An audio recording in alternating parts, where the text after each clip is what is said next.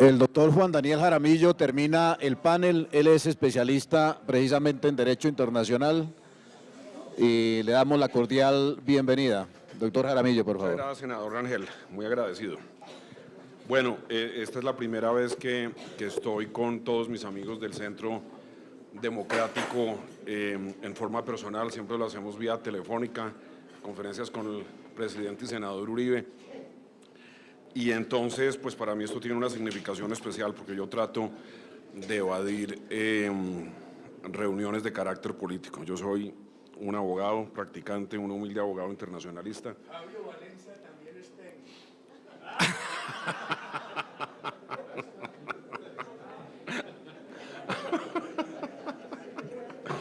Y entonces, bueno, yo ante todo quiero agradecerle al presidente Uribe la invitación y al hacerlo el día de ayer que estuvimos hablando, me puse a rememorar mi amistad con el presidente Uribe, que ya tiene varios años, ya tiene más de 20 años.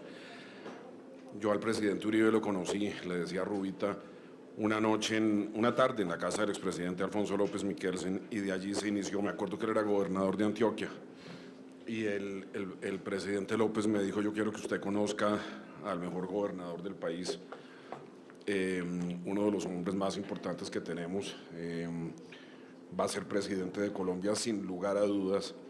Y eso me lanzó a una reflexión adicional y dije, caramba, ese gobernador que elogió en su momento tantísimo el tío del actual presidente cuando era director del Tiempo, expresidentes de la República, ahora está sujeto por el mandatario que pudo ser elegido gracias a la recomendación del presidente Uribe, sujeto a lo que se llama en el mundo anglosajón character assassination, asesinato de la personalidad, porque de ser ese hombre ilustre que lo sigue siendo y lo seguirá siendo, y el día en que parta lo seguirá siendo, uno de los grandes de Colombia, sujeto a ese asesinato de carácter por quienes él ayudó a elegir.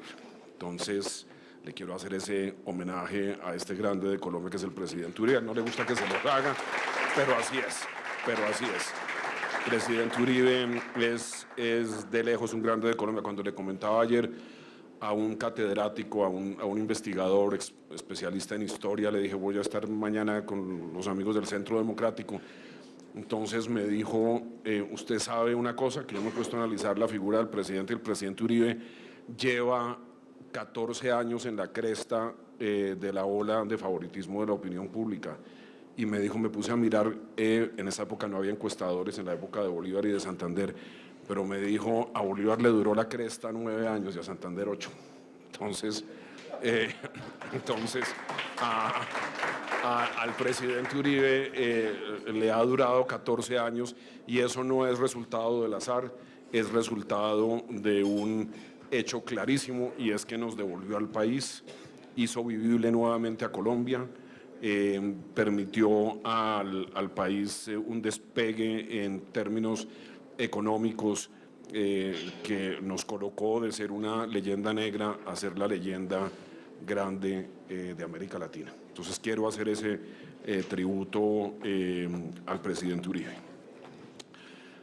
Bueno, yo he estado leyendo muy cuidadosamente el ABC de la Jurisdicción Especial para la Paz, los puntos con los cuales tenía ya alguna familiaridad. Y yo me quiero aproximar desde un punto de vista netamente académico. Vuelvo a una referencia ya no al presidente Uribe, sino a una referencia personal. El doctor Jaime Castro, aquí presente, otro gran alcalde de Bogotá, decía en alguna columna que curiosamente a los dos únicos colombianos que han impartido justicia internacional dentro de las salas de juzgamiento del sistema de Naciones Unidas, el doctor Rafael Nieto Navia y quien habla, jamás los había consultado el gobierno en ninguna de estas materias difíciles. Nunca lo hizo. Sí nos consultó el doctor Álvaro Leiva. El doctor Álvaro Leiva sí nos consultó. Y eso muestra el ejercicio académico serio que él hizo en todo este proceso y por el cual le quiero hacer un tributo. No estoy de acuerdo con todo lo que ha salido en el acuerdo, yo se lo hice saber a él algunas veces y voy a expresar esas discrepancias que me alinderan definitivamente más con el doctor Álvaro Uribe y sus lineamientos. Quiero empezar por lo siguiente. Para quien ha trabajado en justicia internacional, yo lo he hecho en el Tribunal Internacional para la Antigua Yugoslavia, en el Tribunal Internacional para Ruanda, en la Corte Penal Internacional, fue de las primeras personas que ocupó el edificio que actualmente ocupa la CPI, y que también ha estado en tareas de justicia transicional propiamente dicha, en un terreno que tuve yo en mi ejercicio en Naciones Unidas. El ABC de Jurisdicción Especial para la Paz es para mí un documento enigmático y que me deja una inmensa cantidad de dudas y una inmensa cantidad de preocupaciones. Y voy a empezar. Cuando veo que la competencia material del Tribunal para la Paz competencia material se ocupará de los delitos no amnistiables ni indultables, como los delitos de lesa humanidad, el genocidio, los graves crímenes de guerra, la toma de rehenes u otra privación grave de la libertad, la tortura, las ejecuciones extrajudiciales, demás y demás. Inmediatamente veo yo que quien redactó esto pretendió confundir o no sabía lo que estaba escribiendo. Por lo siguiente, los delitos de lesa humanidad, uno no puede incluir, me enseñaron en la Facultad de Derecho cuando iniciaba mis estudios, no puede incluir definiciones con definidos. Y aquí están incluyendo delitos de lesa humanidad y enseguida se anota tortura, ejecuciones extrajudiciales, desaparición forzada. Esos son delitos de lesa humanidad. Entonces no entiendo la enumeración que se hace aquí y la señalación absolutamente inaceptable en un texto jurídico de cómo los delitos de lesa humanidad. Si algo aprendí yo, y debo hacer la advertencia, yo llegué a los tribunales sin ser abogado penalista, tenía una larga travesía académica, pero por los lados del derecho económico, del derecho internacional.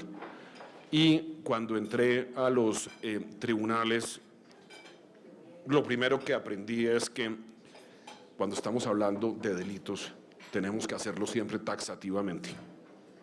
Los comos están prohibidos en derecho penal.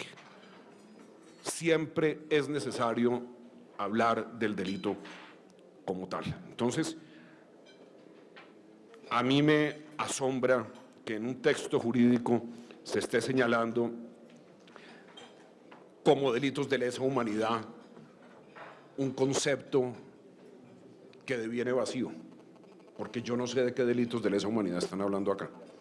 Esta es la hora que me encantaría preguntarle al doctor Sergio Jaramillo. Dicen que él, antes de entrar entrar al gobierno del presidente Uribe, con la doctora Marta Lucía, era profesor de idiomas, dicen, de filosofía y de gramática y filología y de otras materias.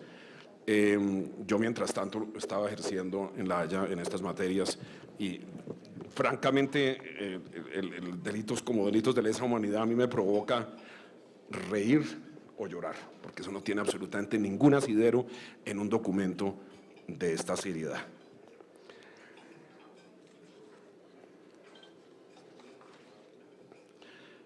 Criterios de exclusión no serán objeto de amnistía ni indulto ni de tratamientos equivalentes los delitos de lesa humanidad, el genocidio, los graves crímenes de guerra. No sé de qué graves crímenes de guerra están hablando. Yo solo conozco una categoría de crímenes de guerra taxativos que están definidos en los siguientes tratados.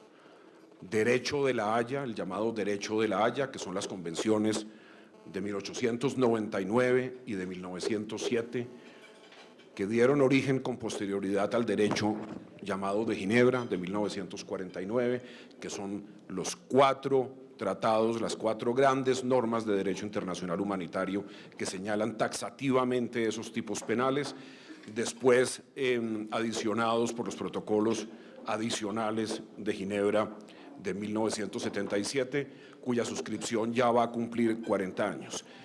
De todos estos tratados que estoy mencionando, nacen una serie de delitos que son infracciones a los conflictos armados de carácter interno y a los conflictos armados de carácter internacional. Entonces, no sé de qué graves delitos de guerra están hablando acá. Yo no los conozco, yo solo conozco un tipo de crímenes de guerra.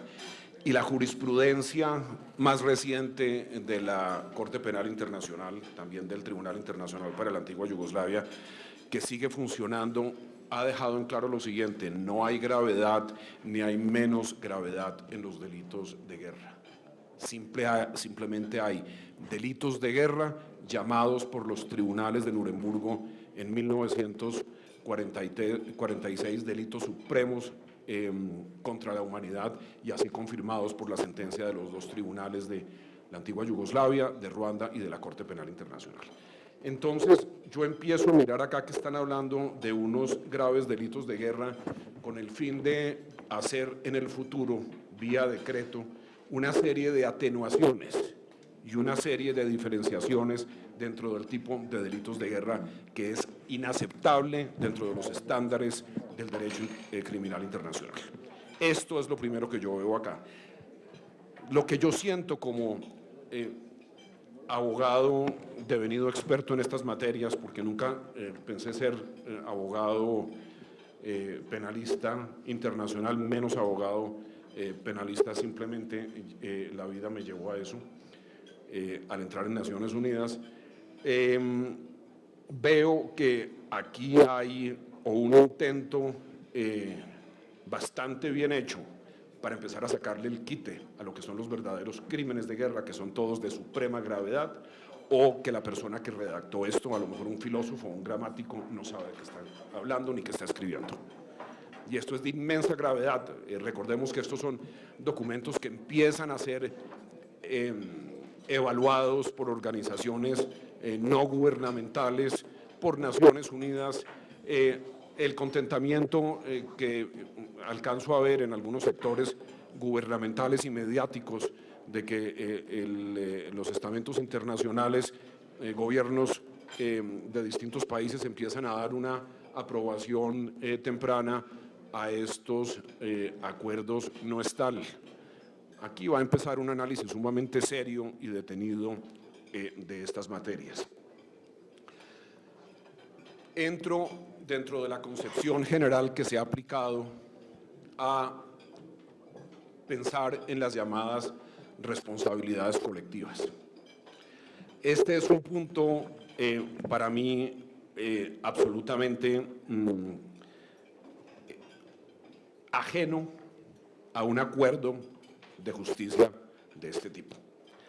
En Nurembergo, el Tribunal de Nurembergo y el Tribunal de Tokio, el Tribunal para el Lejano Oriente, se evadió precisamente la noción de responsabilidad colectiva con el fin de evitar la persecución política y la denominación política y el señalamiento político de quienes habían participado en una guerra. Y comparecieron a Nurembergo y comparecieron al Tribunal de Tokio personas individualmente señaladas.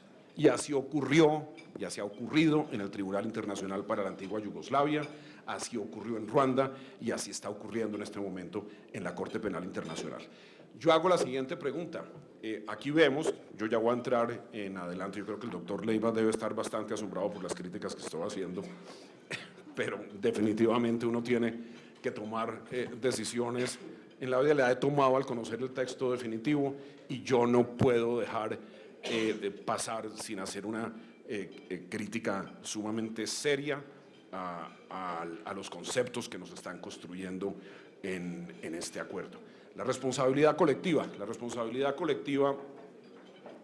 como la concibe el acuerdo suscrito ¿qué nos está determinando aquí? Todos sabemos que las Fuerzas Armadas han perseguido, evidentemente, han perseguido a la insurgencia, a las Fuerzas Armadas Revolucionarias de Colombia, en virtud de un mandato constitucional, en virtud de leyes de la República, durante muchos años, durante muchísimas décadas. Y lo han hecho de una manera colectiva porque los mandatos en este sentido se entienden colectivamente, deben ser aplicados colectivamente, son todas las Fuerzas Armadas, todas las Fuerzas Armadas son las que deben seguir la orden de perseguir, de combatir a la insurgencia, son todas las Fuerzas Armadas. Entonces, si hablamos del concepto de responsabilidad colectiva desde ya aplicado a las Fuerzas Armadas, yo tengo que decirlo claramente, y el país lo debe saber, a partir de este acuerdo de justicia. Este acuerdo de justicia está señalando ya la responsabilidad colectiva de las Fuerzas Armadas y de todos los gobiernos desde el de Guillermo León Valencia en 1965. De manera que aquí hay un hecho político de inmensa gravedad, sin precedentes en la historia de Colombia, y un hecho jurídico que nosotros, los abogados internacionalistas, que no somos muchos en este país, debemos denunciar.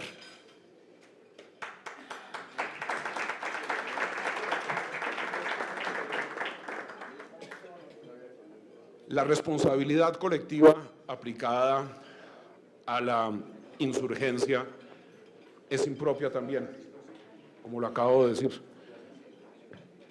El Tribunal para la Antigua Yugoslavia, como ustedes saben muy bien, trató un conflicto multiétnico y multiterritorial sumamente complejo. Cerca de 17 nacionalidades que convivían en la antigua Yugoslavia.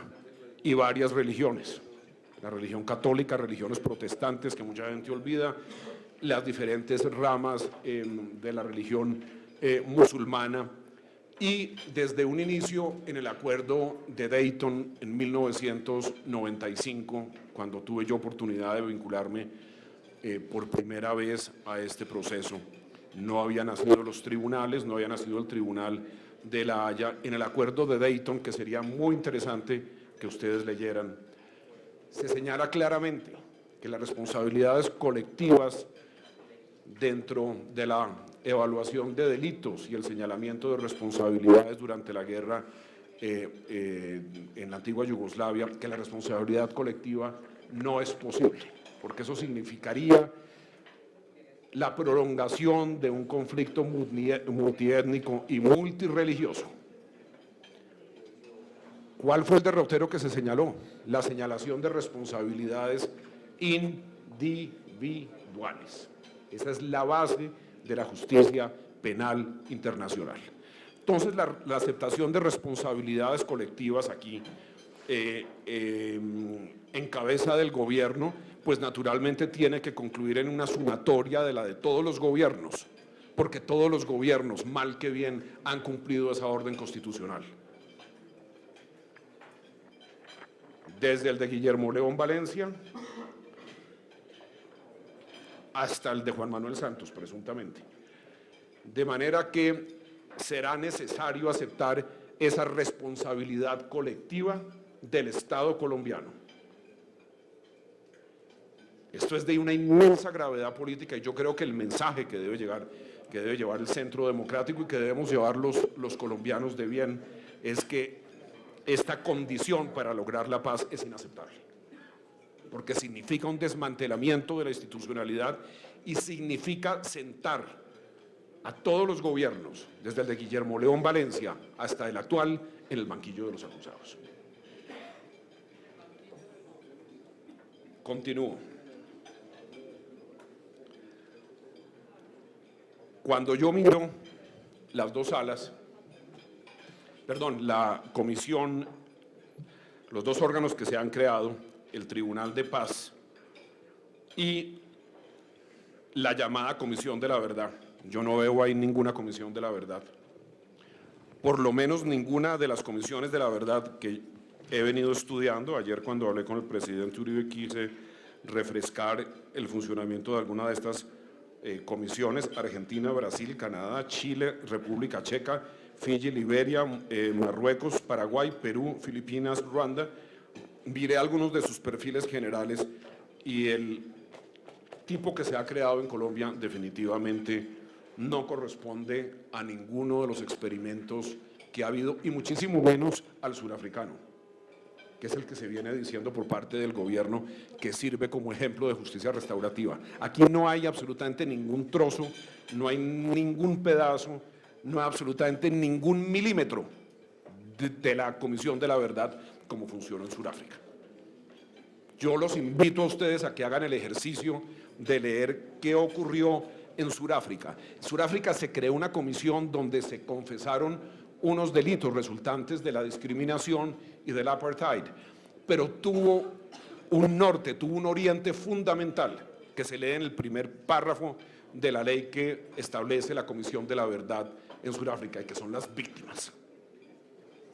Las víctimas son el norte, y las víctimas tendrán la posibilidad y la prerrogativa de conceder ese perdón, porque les corresponde desde el punto de vista ético y religioso, lo dijo Desmond Tutu. Eso para quienes tenemos Dios.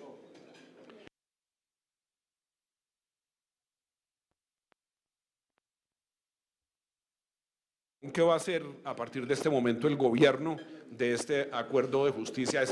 Hay que salir a denunciarlo, porque aquí no hay absolutamente ningún trazo, ningún remedio siquiera, ninguna caricatura de lo que ha sido la Comisión en Sudáfrica. Es un abuso del lenguaje, es un abuso de la realidad hacer el parangón con una comisión tan sumamente seria y con resultados tan fructíferos y tan efectivos como la que ocurrió en Sudáfrica. Yo le habría dado la bienvenida de inmediato a una justicia restaurativa que atendiera los derechos de las víctimas y que estuviera encabezada por las víctimas, como le hubiera dado la bienvenida a un ministro posconflicto que fuera una víctima, como ocurrió en Sudáfrica y como ha ocurrido, y lo he presenciado y he trabajado en algunos lugares del mundo. Los ministros del posconflicto, los gestores del posconflicto, los Rafaeles Pardos de otros posconflictos han sido fundamentalmente víctimas que tienen la autoridad moral y que tienen el peso específico político para hacerlo. No tienen afiliaciones con ismos, no tienen afiliaciones con facciones políticas. Entonces lo que yo estoy viendo aquí es un remedo, es una caricatura ni siquiera bien hecha. Es una caricatura mal hecha de los experimentos de Comisión de la Verdad. Tribunal de Paz, ¿qué ocurre? En la Comisión de Justicia simplemente se toma ese elemento tan peligroso, está en la Ley de Justicia y Paz, es peligroso porque esas confesiones, como se ve, pueden terminar en mentiras consistentes.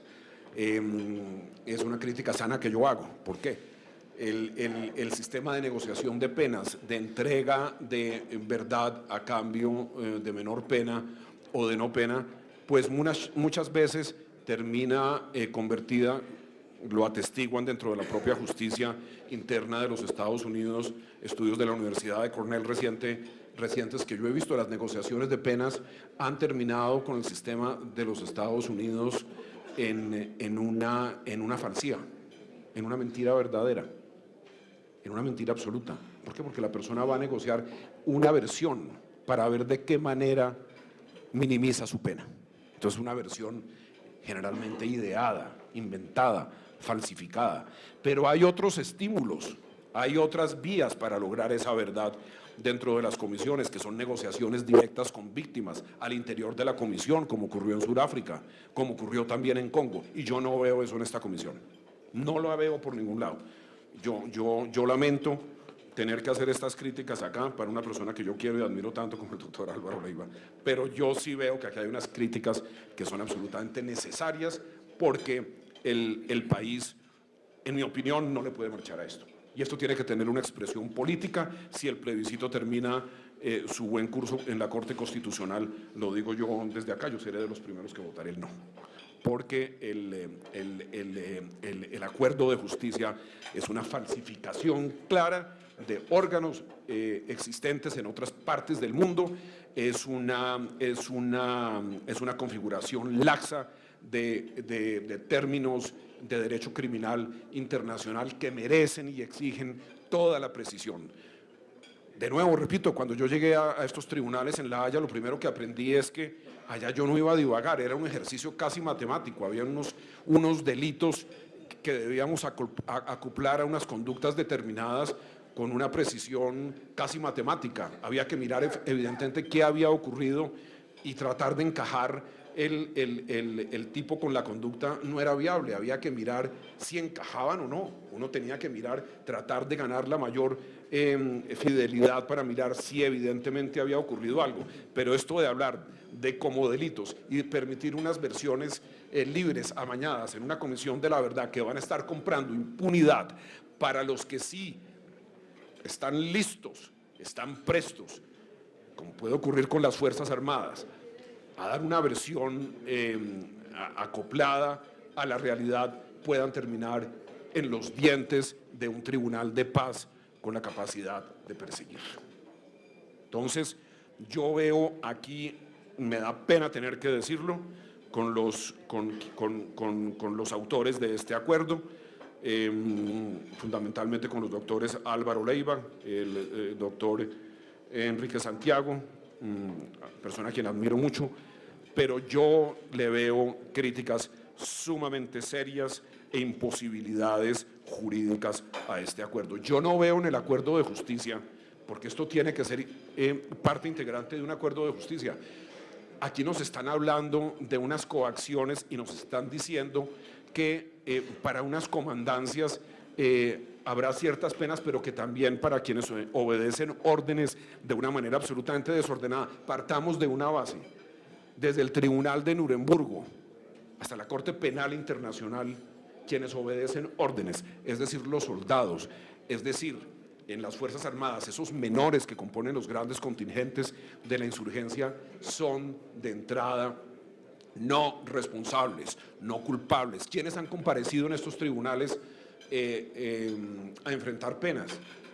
Los comandantes, quienes han determinado los delitos. Ellas son las personas. Entonces no pueden venir a decirnos y a darle contentillo a unas Fuerzas Armadas, como tampoco a las FARC en sus estamentos de combatientes menores, que el acuerdo de justicia les está brindando un regalo y que no serán juzgados. No, es que no lo pueden hacer en virtud del derecho internacional, punto. Aquí no hay un regalo de nadie, aquí hay un derecho imperativo. Los menores no pueden ser juzgados, punto. Ni tampoco los soldados que están recibiendo órdenes, ni tampoco dentro de la insurgencia quienes están recibiendo instrucciones de las comandancias. Entonces, aquí hay un verdadero revoltillo. No he podido hablar con mi gran maestro, profesor y amigo que ha sido el doctor Rafael Nieto, porque se encuentra fuera del país, pero estoy seguro que apenas vea esto, pues dirá, caramba, esto se lleva por encima de la jurisprudencia de los tribunales internacionales, la pisotea totalmente y en este sentido, tratándose de un tema, de un desafío nacional de la mayor importancia, yo como colombiano independiente, no político, haré parte de los humildes colombianos que me opondré a él y que votaré el no, si es que el plebiscito pasa en la Corte Constitucional.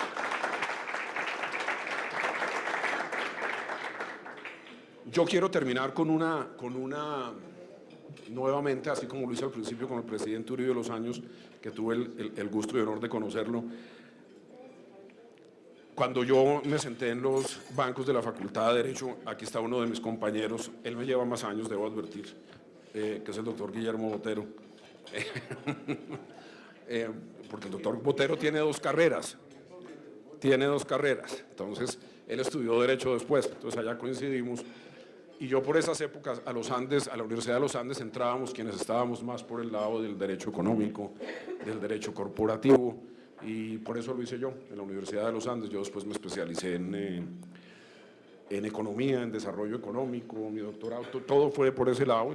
El inicio de mi carrera fue así, en asuntos económicos, y después la vida me llevó a Naciones Unidas, y al entrar yo a los tribunales internacionales, algún día me hizo yo la siguiente pregunta: ¿por qué evadí yo en la facultad siempre el derecho penal? Fue una materia que abominé. Yo detesté el derecho penal, no quería el derecho penal. Me angustiaba leerlo, me parecía una rama absolutamente insidiosa del derecho que quería tener lejos de mí. Y entré a Naciones Unidas porque se me ofreció el cargo, una oportunidad única en la vida, y me nombraron, yo creo que por no ser abogado penalista, como me lo dijeron después, pero sí porque tenía algún criterio. Y estando en La Haya alguna vez enfrente de un criminal, yo me sentaba allá, un criminal, una persona que había ordenado el asesinato de 85 personas, Kupreskic, el apellido, los hermanos Kupreskic, recordé y dije yo, bueno, ¿por qué estoy yo acá sentado? Si yo he evadido esto toda la vida, yo he debido ser consistente, y hice el análisis, dije, caramba, yo a ver, oyendo de las disensiones políticas y todo eso, mis padres no son políticos y todo eso, pero bueno, ¿por qué será? Entonces me puse a ver y dije, caramba, mi tatarabuelo sí fue político, tatarabuelo paterno, general en la Guerra de los 1000 días, ministro de Núñez, asesinado en la Guerra de los 1000 días. Y siempre recordé lo que me dijo mi papá. Los liberales lo asesinaron. Mi papá nunca fue político, fue agricultor y ganadero, ingeniero, pero siempre me dijo, los liberales lo asesinaron.